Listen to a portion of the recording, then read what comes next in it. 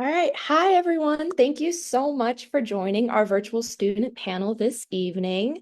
My name is Lily. I'm a senior here at the University of Denver studying criminology with minors in psychology and history.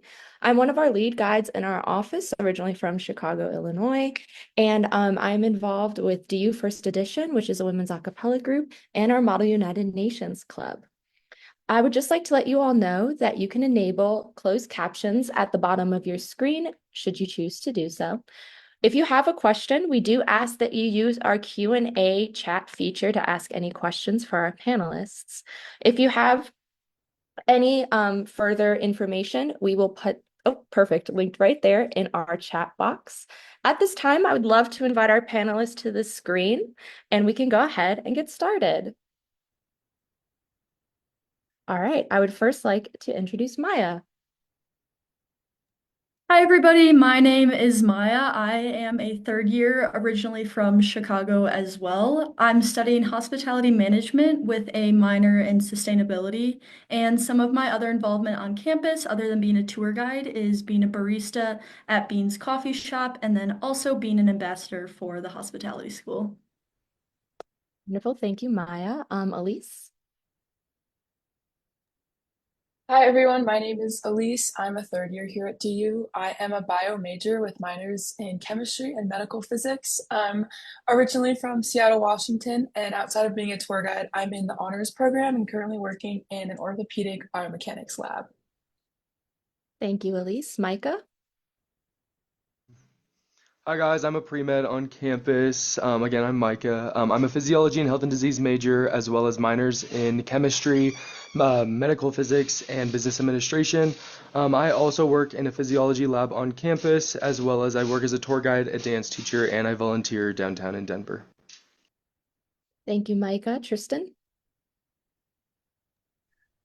Hi, everybody. I'm Tristan. I'm a junior here at the university. I'm double majoring in psychology with a focus in cognitive neuroscience and socio-legal studies with a minor in biology.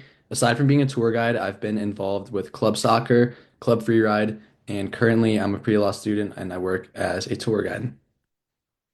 Thank you, Tristan. Mallory. Hi guys, I'm Mallory. I'm a senior here at DU. I'm originally from Orange County, California. I'm majoring in anthropology with minors in psychology and history. And then on campus, I'm involved with our Alpine Club, our programming board, and I intern at History Colorado in downtown Denver. Thank you, Mallory. And finally, Abby. Hi everyone, my name is Abby Gardner. I'm a senior from Edina, Minnesota. I'm a double major in film studies and production and communication studies with a minor in marketing. Outside of being a tour guide, I'm involved on campus in sorority and fraternity life, also DU First Edition a cappella, the DU programming board, and I'm a cycle instructor. All right, thank you so much to all of our panelists for introducing themselves. At this time, again, we invite you to use our Q&A chat feature so that we can answer some of your questions that you guys may have. But I have one to ask our panelists to kick this off. So if two of you want to answer this, what was the most surprising thing about DU when you first started?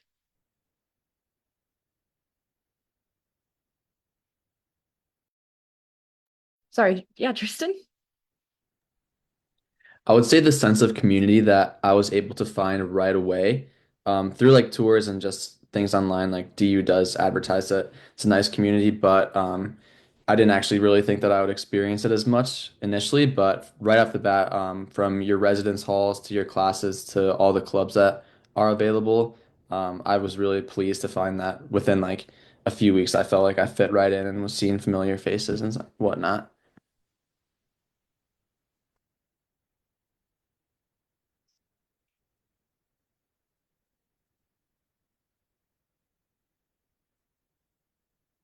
Does anyone else want to take this question? If not, we can move on to.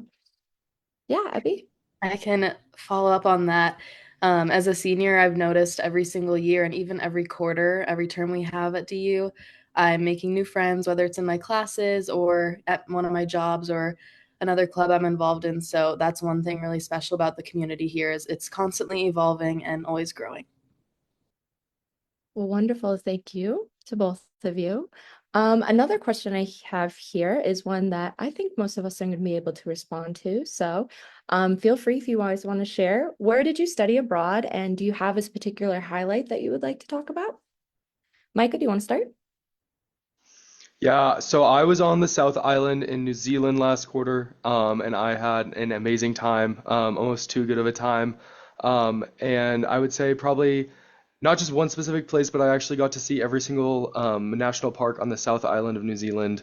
So just being able to travel and explore the world, and meet different cultures and integrate into different cultures was something that I definitely felt very set up for, at DU, which was amazing. Maya, do you want to take this?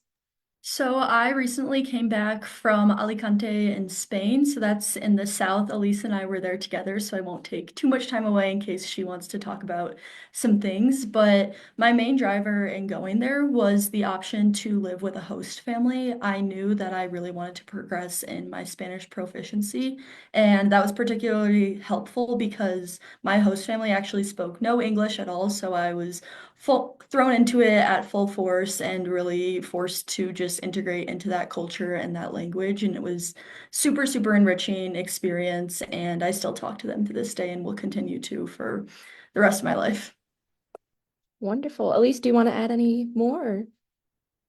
Yeah, sure. So yeah, I was in Alicante also. I think one of my biggest highlights is the DU student. We got to do a part of the Camino de Santiago. So we did the last 100 kilometers of it. So it was about a week of walking, and it was just so like I can't even explain how like life-changing it was. Like you're completely surrounded by nature. You're eating these like home-cooked meals from like farms. Everything's so fresh. You just spend time like talking to like other people that are also on the Camino or other like DU students. And it was just like I think about it all the time. Like it forever changed my life. But then on top of that, just like being in Europe, like I felt like I had so much access to a bunch of other places. Like I flew to Morocco and it was like 30 euros round trip. Like I really just felt like I got to improve my Spanish, but also experience like other cultures around the world. And it was really accessible. So super incredible. Yeah. Tristan, Mallory, Abby, do you guys want to add anything? Yeah, I can go. So I did my abroad term in South Korea, which was lots of fun. I wanted to just throw myself out there, go somewhere I had no experience with. And I would say overall, my most memorable thing was probably when I went to Vietnam and hitching rides across Vietnam on the back of people's motorcycles and seeing the countryside and seeing the people and how friendly everybody was. It was pretty eye-opening. Yeah. Abby, Mallory, you guys don't have to. I just did. I know we all studied abroad, so I just wanted to make sure we open the space for everyone. I mean, I was in Florence, Italy, so I was there not not this past fall, but the fall before. And I mean, it was amazing. I loved it. Kind of to echo what everyone was saying, like I did a lot of traveling. I was going somewhere new almost every weekend. It was really fun because a lot of DU students do the Florence program. So I would be in like the grocery store, like shopping, and like the person next to me, I'd be like, "Oh, we lived on the same floor freshman year." So that was kind of a fun experience. So that was cool too. But yeah. And my program was really similar to Mallory's. I started in Florence, Italy, and then ended the semester in Tuscania, Italy, which is a really tiny farm town. So for me, that was a really special experience getting kind of the best of both worlds, that big, vibrant city with a lot of tourists and it's bustling, and then also a really quiet local town where only Italians spoke and getting to interact with those locals. Yeah, well, thank you all for sharing. I guess I'll also throw myself in there. I studied abroad in London, England in the fall of 2023, and I feel like everyone's kind of said all the main hits. I would just say I really loved to the endless possibilities for travel, especially in Europe. It was really wonderful to go to places like Dublin and Vienna, which were always on my bucket list. So I'm so happy I was able to cross those off. But it was really wonderful to also be able to continue studying my major. I was able to take two local criminology classes, and it was really interesting to be able to compare how I've been studying in the US to how they interpret their data in the UK. So it was really eye-opening on how different places may interpret different data and how your study can be so much bigger than what it just is in the United States or even simply just at DU. So it really did at least broaden my um horizons and expectations within my major, and really opened a lot of doors for looking forward towards grad programs. So thank you so much for all of you sharing. I have another question, and two or three of you can choose to answer this one. For what do you like to do for fun off campus?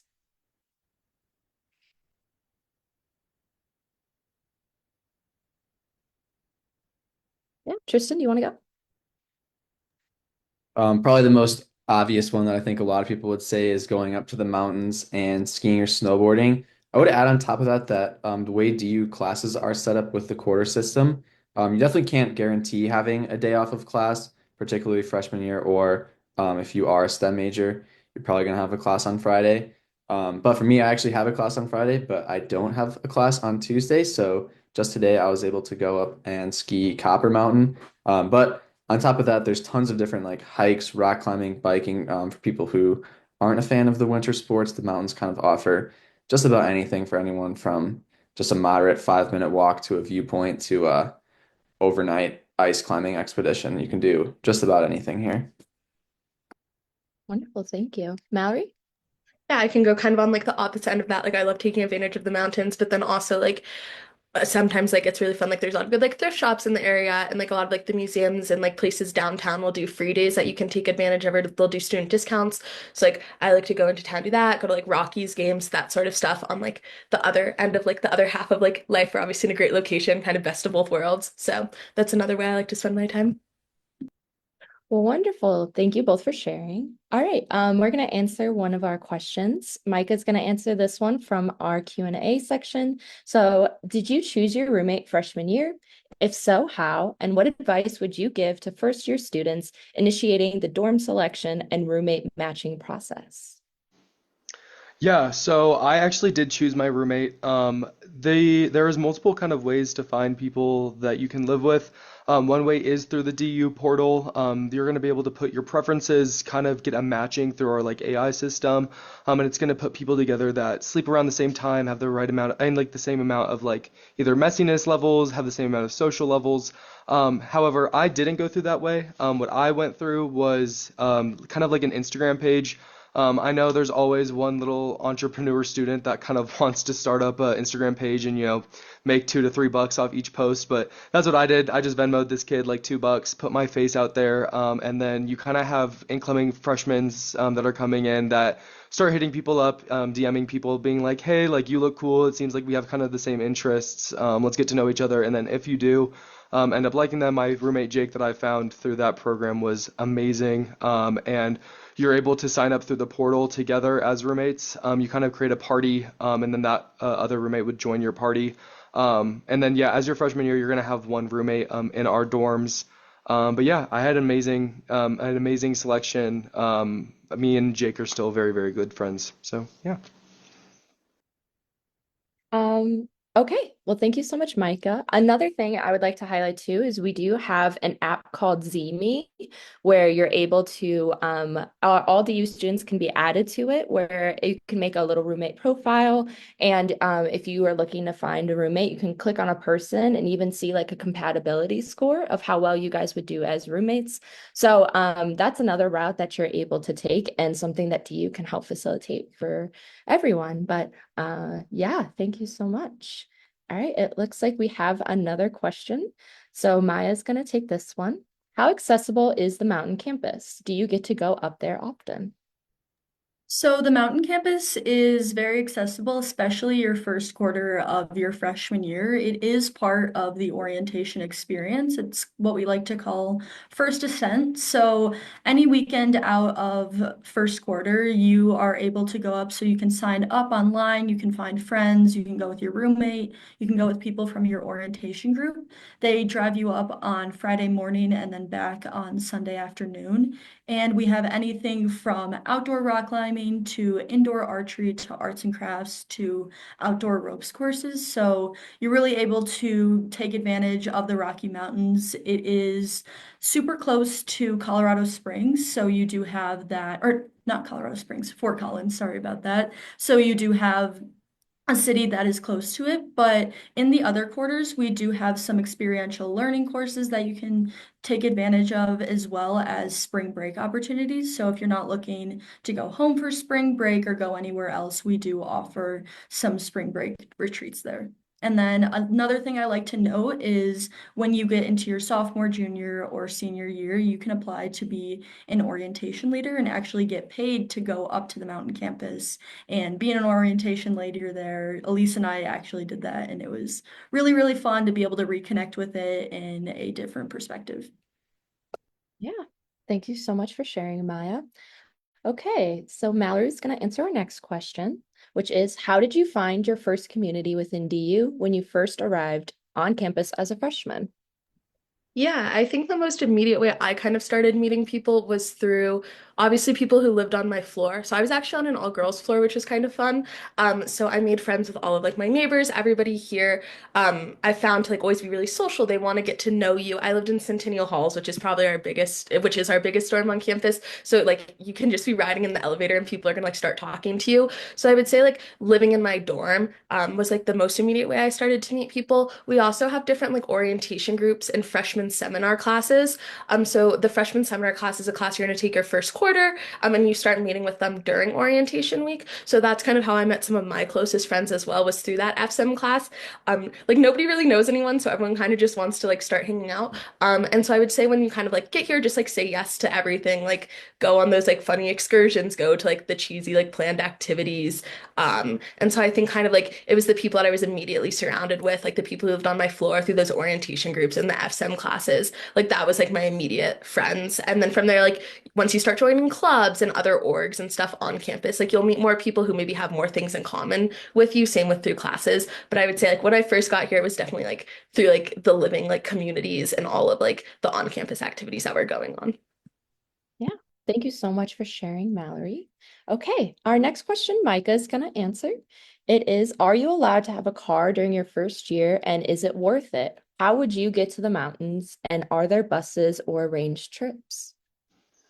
Yeah, so I did take my car the first year. Any freshman is allowed to take their car the first year. There is a lot of parking garages around the first year dormitories.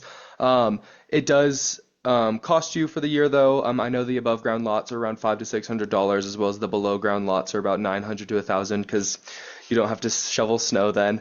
But I would say that, I mean, personally, it was worth it. But also, you don't have to take it. I would say you always know someone that has a car, so you always know someone that can give you a ride to the mountains. Past that, too, we also have our biggest club on campus, which is the Alpine Club, and they do run those ski trips up to the mountains weekly. Those are also very cheap, and they're also a very good accessible way to get up to the mountains, as well as we do have we have a bus system, and then we also have a new app that was started by our entrepreneurship program at Daniels Business College. And that's actually a way to rent out your seats. So if you do have a car and you bring it to school, you can actually rent out your seat to people. So say you just want to charge someone $10 and you're like, hey, this car's going up to Copper this weekend. And that's also a great way to meet people. I'm actually going to start doing that, not only to get spare cash for gas, but also to just meet new people. Yeah, wonderful. Thank you so much, Micah. Okay, Tristan is going to answer our next question. It says, do you mind explaining the quarter system in more detail and your experience with it, please? Absolutely. So, just from a numerical standpoint, the quarter system is obviously four quarters, but it's a little confusing here because you're not typically taking the full four quarters. The fourth quarter is the summer quarter, which is fully optional. So, obviously, if you want to take advantage of that, go for it, but completely optional. Then your basic required quarters are your fall quarter, your winter quarter, and your spring quarter. So the fall quarter starts up after Labor Day weekend in September. All of our quarters are 10 weeks long with a 1 week exam period. So that will take you right up to around Thanksgiving.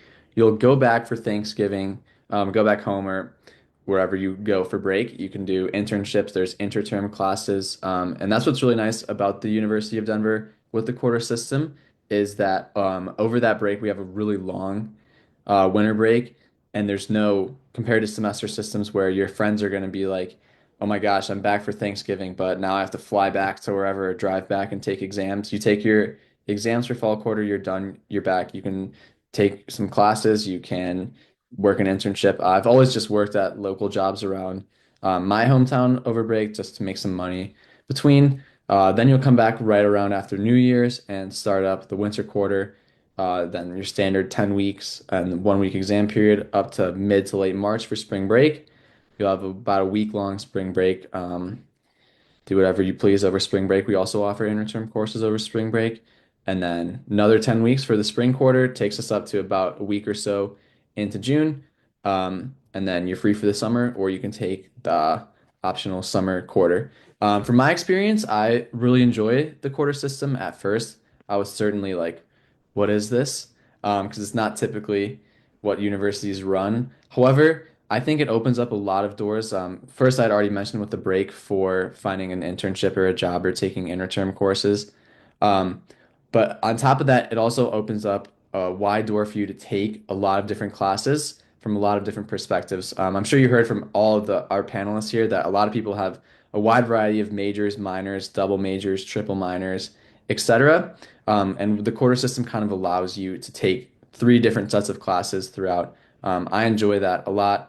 And there's definitely the one downside I would say is and I think a lot of people would agree they don't enjoy starting so late in September and getting out in June. That can be a little frustrating seeing all your friends back. Um, but other than that, that's my take. That's what it really is, and I do enjoy it.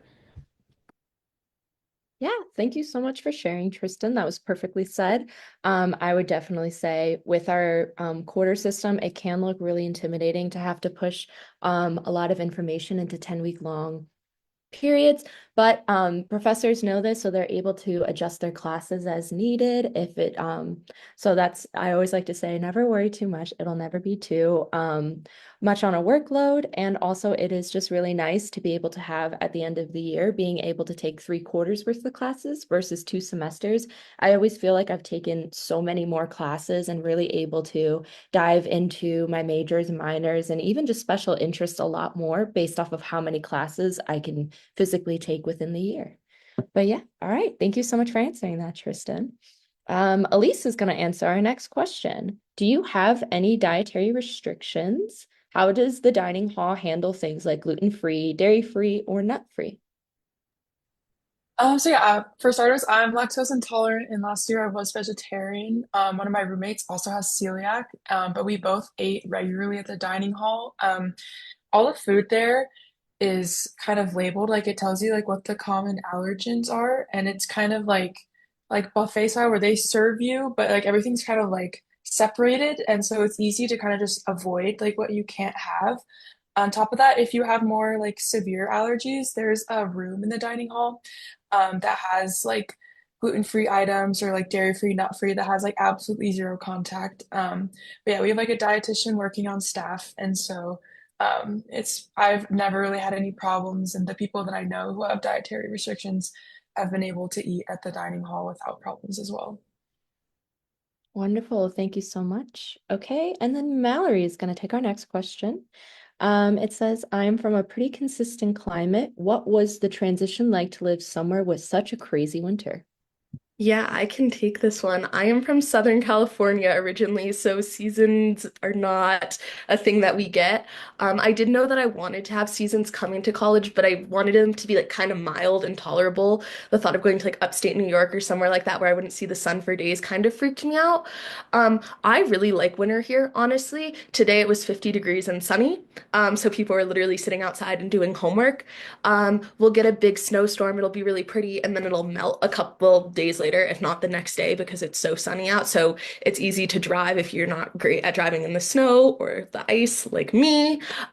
So I honestly find the winters super manageable here because they're beautiful, but it's still so sunny a lot of the days.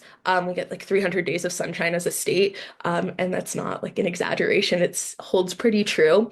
So I found the winters like super tolerable coming from a place that literally doesn't drop below like 60s. So if that gives you like peace of mind, honestly, I like the winters a lot here. So yeah. Well, thank you so much. Okay, so next is going to be Abby's going to answer our next question. So it says, do you feel the quarter system allows you to get enough enough depth in your classes and learning in such a short period of time? And do some classes run through multiple sessions? Yes, so this is a really good question. Personally, I do feel like I get enough depth in all of my classes, and also with that, you kind of get to take more classes than a typical semester school because you have that third term or four if you stay for the summer. The only class that I've taken that ran through multiple sessions was a two-part class. It was Narrative Filmmaking 1 and Narrative Filmmaking 2. So that was my capstone film class. So you might see that with like a capstone class or a class that you take that's a bigger part of a curriculum. So that's also really nice having classes like that for a specific major or something because you have that tight-knit community going with you between two quarters. And it just helps you kind of collaborate with your teammates in the class and get more out of it. But with most things in life, the classes here, like you're going to get out of it what you put into it. But at the same time, we do have such small class sizes, and our professors really do care, and they're going to notice if you're not in class. So, highly encourage you to just remember that. Thank you, Abby. Okay, so the next question that we have is related to diversity. So it says, what is diversity like at DU? I heard it is a predominantly white student body. So I'll take this question. I would have to agree with the evaluation that DU is a PWI, which stands for a predominantly white institution, but that doesn't mean that we haven't been making strides and efforts towards diversity, equity, and inclusion within all aspects of DU, within admissions, within academics, within dorm culture. All DU has been really, really great about putting the students first and listening to their students on what they say that their needs are. One I would really like to highlight is our cultural center. The Cultural Center is located in our community commons, and if you ever come on a tour, we'll make sure we point that out for you. You'll always know where it is because it has orange walls, which is pretty unique, I would say.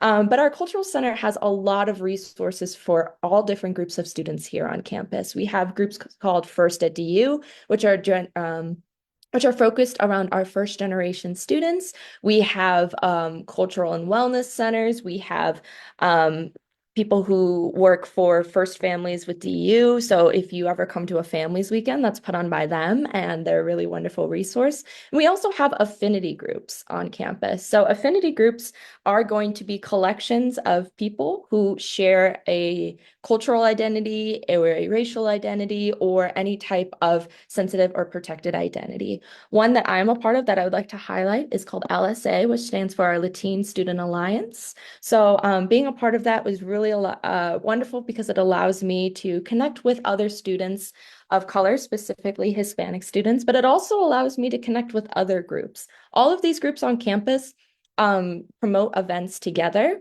So if LSA is throwing an event, you can bet that you'll see students from our Asian Students Alliance and our Black Student Alliance. We all do like to show up for each other. So while DU is a PWI, and that is very important to acknowledge and something that we don't shy away from, it does make strides towards diversity, equity, and inclusion. And your voice will be heard if you do come to DU. And we would love to see you here, and we would love to see students advocating for the change that they want to see. All right. So our next question, Abby's going to take, and it says, can you talk more about the a cappella group? Is it mixed voice group? How competitive is the audition process? And do you guys do competition with other college groups? I would love to talk about the a cappella group. Lily and I have both been in DU First Edition all 4 years at DU, and that's how we met. So that's really fun. So we currently have 2 a cappella groups on DU's campus. One of them is DU First Edition, which is the one Lily and I are in, which is a female and treble voice group. The other one is a co-ed group, and from my perspective, I would say that our group is slightly less competitive than the other one. So depending on the group that you join, you can have the opportunity to do more competitions and performances. Our group's goal is to perform once per quarter. We have our biggest concert in the spring called Acapella, and that incorporates a bunch of different a cappella groups from the state of Colorado. And that's a tradition we've had for many years, and it's really fun because usually we try to do it around Parents' Weekend, so a lot of people show up and it's a great time. But that's just one of the many ways that students can be involved musically on campus. There's other things like a bluegrass band that actually a couple of girls in our a cappella group are a part of. So super fun communities there. Thank you, Abby, and thank you for asking that question. We love to talk about our a cappella group if you can't tell. Okay, Micah's going to take our next question, which is who plans on staying in Denver after graduation? Yeah, I know that I probably am. Unfortunately, I am going to medical school, so I do have another 4 years of schooling, but that does mean that I actually am looking at three different medical schools that are in Colorado. Denver specifically is two of them. Past that too, I also have within my friend group of eight, I believe seven of them are staying in Denver. If they're not living in the house that they're living in together, I know a lot of them want to either work in the area or do their post grad at DU. I have one friend doing our 2+1 law program. I have another one that's doing our 3+1 business program. And then I have another friend that's doing a language master's program here. Past that too, also a lot of people that are doing PA schools in the area and different kinesiology programs in the area. So I know a lot of people really, really love Denver. I mean, once you come here, you kind of fall in love. It was hard not to. I'm originally from Northern California, and I really wanted something new, and Denver really gives it to you. I mean, you get everything from the mountains to a really good city, and just a lot to do in the area. So yeah, I mean, I know I am, but I don't know if everyone else is. So. Yeah, if anyone else is, please feel free to jump in. Sure, I can touch on it. I'm about to graduate. I'm personally planning on going to the East Coast, not because I don't love Denver, just because the line of work I kind of want to do. But honestly, like being from California, the thought of going like super far away, like that big transition of going to the East Coast right out of graduation, like scared me so much. I was like, I'm not ready to like make that transition. I'm not ready to pay for flights back and forth constantly. So like coming to Denver and like being in Colorado was such an amazing place to go to college. Kind of coming out of high school, I wasn't really sure if I wanted to be like more on like the nature side of things or more like kind of on the city side of life, I guess if that makes sense. So being in Denver has kind of allowed me to realize like I prefer like like cities over being in like a mountain town. So like for me, like being here has allowed me to realize that and know that I want to go to a big city on the East Coast. But like three of my roommates plan on staying. One of them's from Colorado. So if that like but I don't think I would have necessarily been able to make that decision so confidently if it hadn't been for going to school here. And it's been such a great place to go to school for 4 years. Like I've loved it here. Okay, thank you so much. All right, Abby, are you good to take our next question, which is, do you feel prepared to enter the real world and set up with resources that help find jobs? So I'm a senior graduating in June, and I'm currently conducting my job search. I do have a really amazing internship that I was able to help get found through the Career Center last year, and I'm still doing that now, and I absolutely love it. But I've actually done a lot of resume work with a couple of different professors of mine and also career advisors this past month, just trying to get it as polished as possible for that competitive job market. But that's been something really, really special as a student, taking advantage of those resources and using your professors and advisors to get honest advice. There's also plenty of networking events and things like that. Last week, I went to a marketing panel, and that was really insightful for me to just get some career advice and advice about the business industry in general. So, as a student, I love taking advantage of things like that. Yeah, thank you. And just a quick highlight, we do have our Burwell Center here on campus, which is dedicated towards career development. And if you, I know I've been going to them recently as I'm also graduating now in March, because it's time to find a job. So I've been using them a lot lately, and they're really wonderful. You can go over resume work. We've been doing interview prep, and now I'm feeling a lot more confident, going into the job application. So yeah, Burwell is also an amazing resource that we have here at DU. Okay, Maya's going to take our next question, which is there a lot of school spirit, or what favorite traditions do you all have? Do people come out to support sports?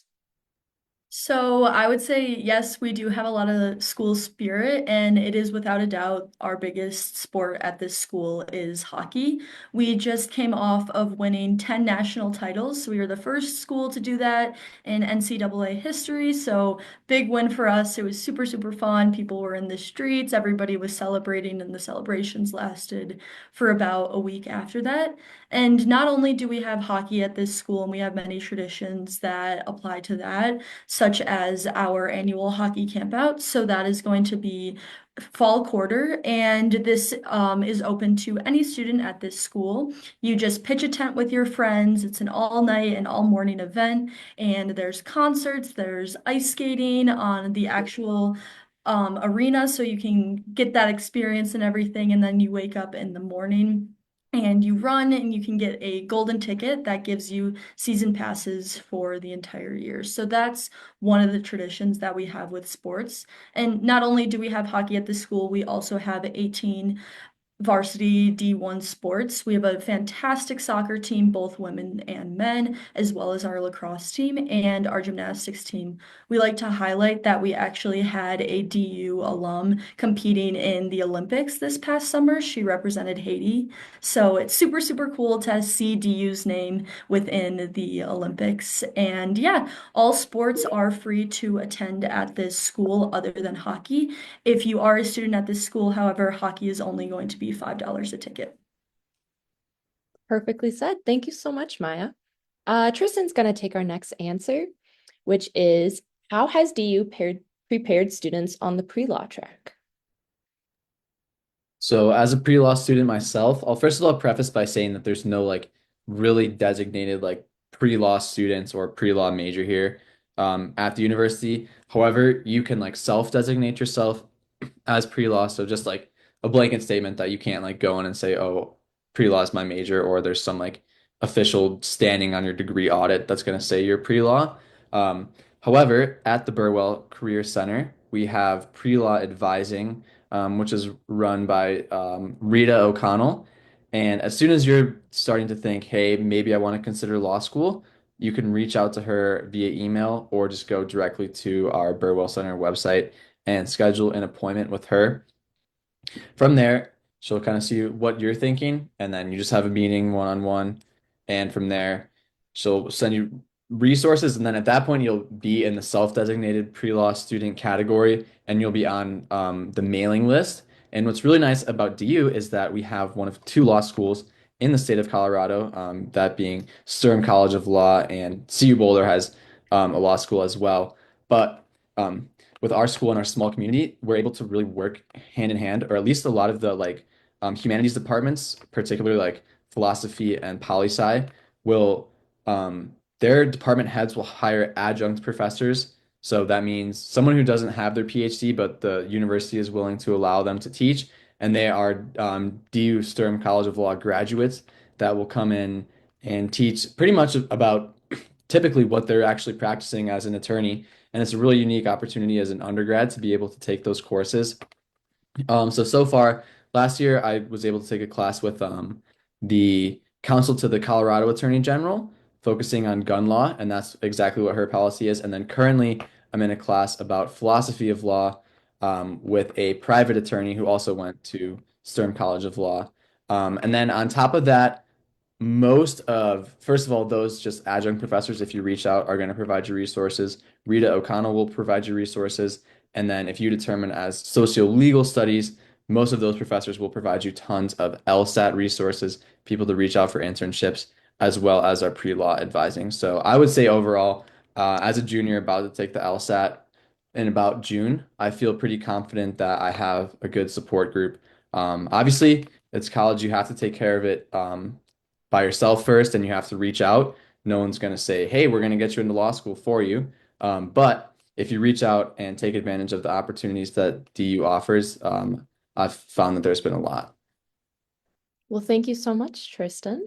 Okay, the next question we're going to have Maya start off and answer, which is, how safe and welcoming is the student body actually for LGBTQ students? So first off, great question. This is actually a question that I asked my tour guide when I was touring DU, because that was something that was really important to me. And I have only found it to be very, very prevalent at this school. I am from the LGBTQ community, and I knew I wanted to go somewhere where I could feel represented and I could find like-minded people like me. And that has been just the extent of it, I mean, all of my friends mostly are from that background and everything, so I'm able to relate to one another in that aspect. And then with students as well at this campus, everybody has been extremely, extremely welcoming, not only to me, but also to people within the community. We have a GSA at this school. We have a lot of advisors as well as professors that are from the community as well. So there's a lot of support within academics, but then also extracurriculars. And yeah, I mean, I really have no complaints with it. And I know for people that have experienced maybe some backlash or some conflicts, there has always been resources to help people out, and advisors and professors and everything are always willing to accommodate and help those students feel represented and also safe. Well, thank you so much. Micah, thanks for joining us back. We just answered the how safe and welcoming is the student body for LGBTQ students. Would you also like to add anything? Wait, did you say me? Sorry, my like Wi-Fi kaputzt. It's okay. Yeah. Sorry, what are we on? It's okay. I just had Maya spoke a little bit about how safe and welcoming is the student body for LGBTQ students. Would you like to add anything else? Yeah, totally. As someone that's bisexual, I feel actually very safe on campus. I actually am close friends with a lot of people, not only on campus, but also fraternities. And I know that sometimes people are like, oh, fraternities are like these scary, like super straight, like discriminating men. And like honestly, everyone here is super welcoming, no matter what part of the community you're in at DU. Everyone's super interconnected. And it's almost kind of like sexuality doesn't really matter in the sense. I mean, in my mind, it shouldn't. You are who you are and you love who you love. And that's kind of a big thing here. And I don't think that people see you any differently, no matter where you are on that LGBTQ spectrum. Past that too, we also have a lot of really good resources. We do have a LGBTQ lounge in the community commons. We also have a lot of, we have Thrive on campus, which is also our like mental health and sexual health group on campus. And they are very good at just making sure that you're good mentally, you're good physically. We also do a lot of free testing on campus, as well as a lot of free sexual health materials. And so, yeah, I think that the LGBTQ community here is extremely taken care of. Well, thank you so much for adding to that. All right. Elise is going to answer our next question.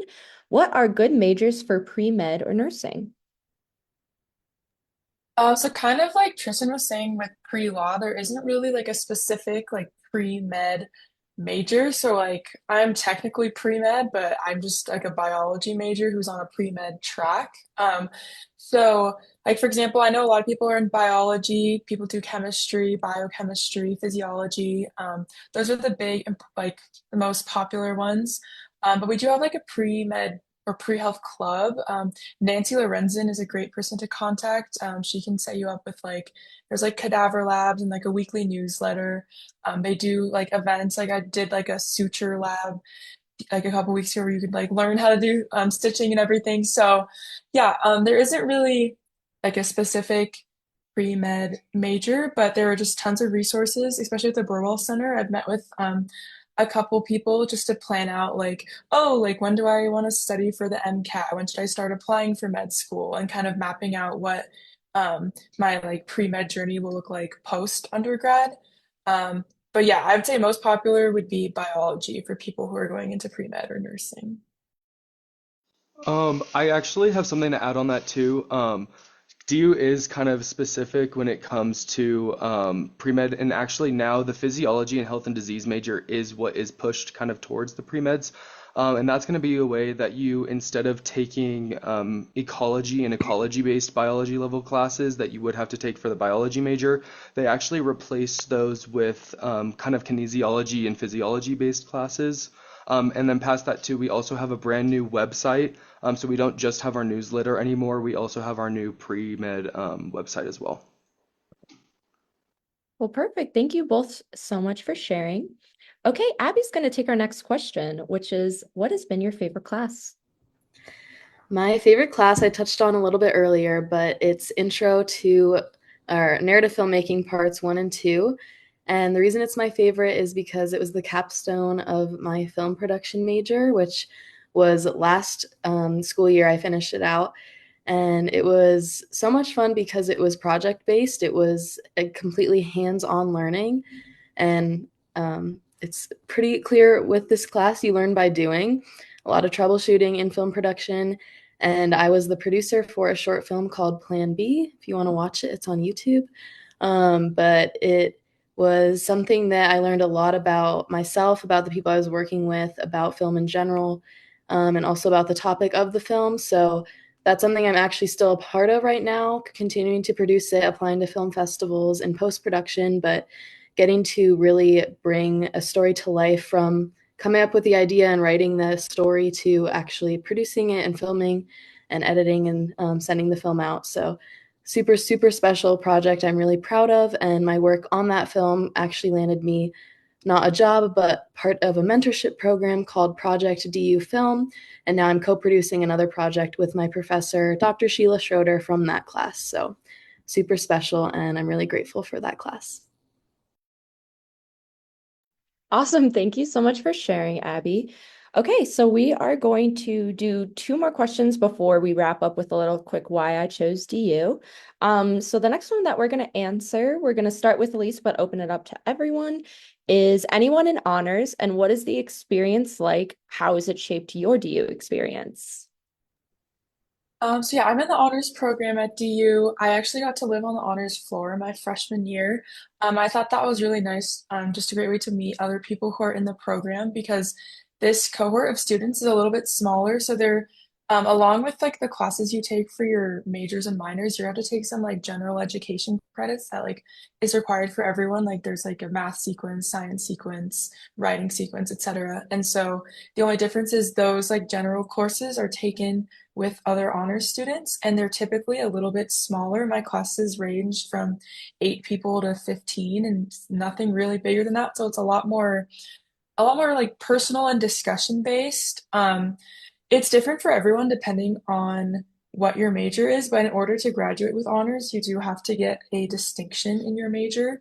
And so, yeah, I don't know what that looks like for everyone, but for example, I have to get a distinction in biology, so I have to do 3/4 of research and then write a thesis and then essentially present that to the Department of Biology. So I'm currently involved in um, a orthopedic biomechanic lab that's part of the human dynamics lab in the engineering building.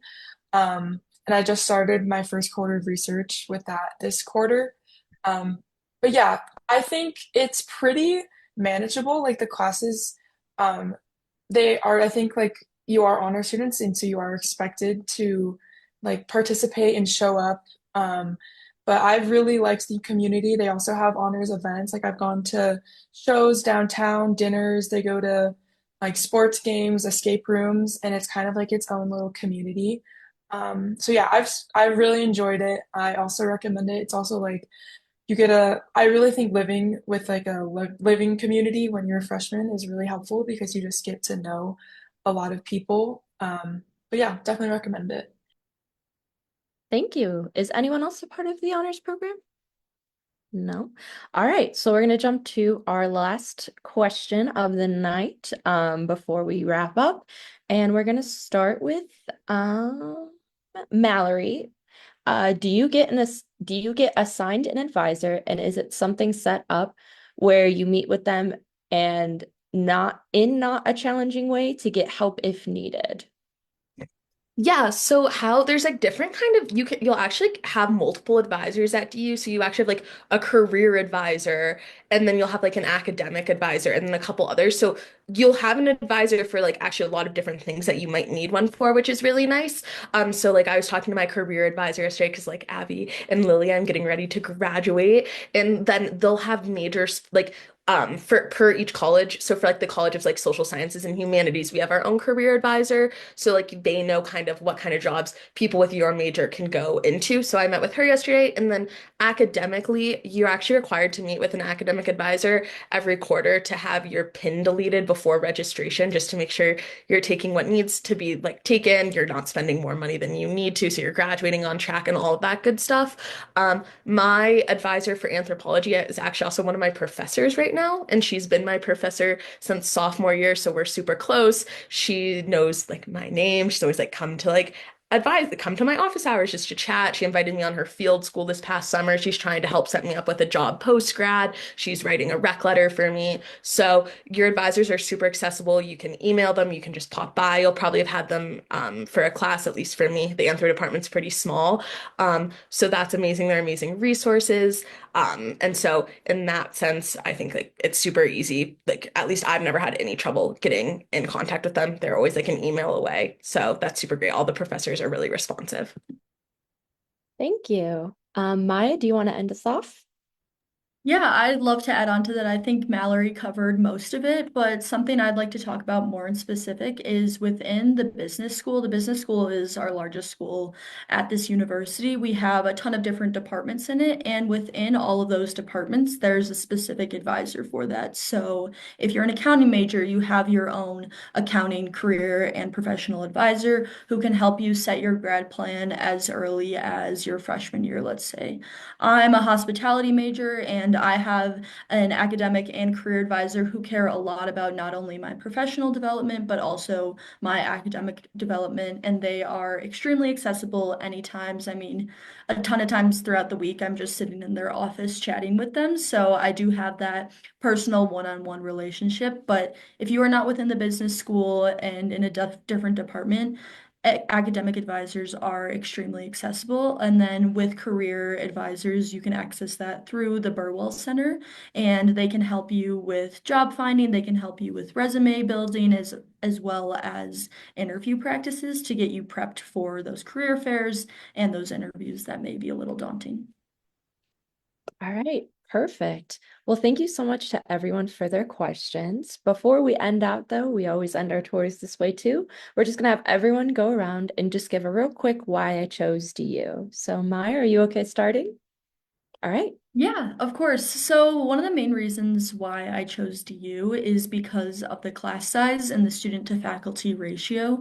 I knew for my whole life that I wanted to go to a small school because I felt as though if I had smaller classes where a professor knew me on a personal basis, I would be more motivated to go to classes and excel in my academic success. And that has only transcended since I started at DU. I'm on a name-to-name basis with all of my professors. And as Abby was saying earlier, professors do notice when you're not in classes, especially if you have a class of 25 or less. It really helps with that motivation and everything. And if you need a letter of recommendation or you need help in research or anything, those professors are so willing to do that. Thank you. Elise? So yeah, I'm originally from Seattle, Washington, which is notorious for being gray and rainy and cold. So I knew instantly, like when I went to college, I wanted to be somewhere sunny. And as someone who likes skiing, climbing, hiking, like Colorado was a big draw to me. I feel like that is like a very prevalent thing among the population here. Like a lot of people are into these sort of activities. Like our Alpine Club is our biggest club here. So that was one big draw. I also think when I toured, I really just got a sense of the community here. It really is a nice size school where you kind of get to know everyone, or and if you don't know their names, you know their face, but it's like you also don't feel like you're suffocated by seeing the same people over and over again. And everyone just seems so friendly. And I think that's kind of when I knew after touring and just got a sense of like how welcoming it really is. Thank you. Tristan? My biggest thing was probably study abroad. DU ranks top in the country pretty much every year for the percentage of students that go abroad. And I actually had an older brother and sister who were twins, and they were juniors pl planning on studying abroad when I was applying for college. So I was like, oh my gosh, I have to do this. And then I checked out the campus and felt a lot of the same ways that Elise and Maya just mentioned, with the mountains, the small class size, the tight community, the good balance between the city and outdoors, being felt that you have some sense of accountability with your small class sizes and being on a name-to-name basis with professors. And I feel like I thought that those were why I wanted to come here. And then I came here and they all proved to be true, which was definitely a great feeling. Thank you. Mallory? Literally everything that everyone else has said, small class sizes, accessible resources, teachers, being right next to the mountains and right next to the city. I came to campus and I thought it was beautiful. It was super important to me to like have a physical campus, but also kind of a smaller school. I didn't go to a huge high school, so I didn't want anything too crazy big. And then just the location from California, I can get back home on a flight if I need to. It's not crazy expensive going back and forth, but yeah, kind of everything that everyone else has touched on. Thanks. Abby? Again, also very similar to everyone else's answers, but I chose DU because of the community. I toured campus, I think it was a February during COVID, so people were social distancing and wearing masks, but even then I could just tell the community was so authentic at DU. And it's been nothing but true. I love the size of this university because every single day when I'm walking through campus, I'll see at least 3 people that I know, which is just so warming and welcoming and makes it feel like home. But I also, like someone else mentioned, it's not like you're suffocating seeing, oh, I only see people that I know. Like I'm always meeting new people, making new connections, and that is just constantly building my community and my sense of home here. And I'm sad that it's going to be over soon. Thank you. And then finally, Micah. Yeah, I mean, I was super, super lost and like kind of trying to find where I was going to go to school. I didn't know if I wanted a big school or a small school. And my sister was here for her master's program, and she was like, just come stay with me and visit one day. And I fell in love with the campus, and I also really, really love music and all of like the different concerts and music events around Denver, whether they're up in Red Rocks or free down in the inner city. There's just so much to do here. And also my tour guide that gave me my tour was this double major, triple minor overachiever, and it really just inspired me. And I really, really love like just being pushed and having a fast-paced environment. And so the quarter system was just really appealing. So yeah. Well, awesome. Thank you so much to our panelists, and thank you so much to everyone who joined us live here tonight. If you guys have any other questions that we weren't able to answer during this time, you can always reach out to us at admission@du.edu. Well, thank you so much to everyone who joined us tonight, and have a wonderful rest of your night. Bye.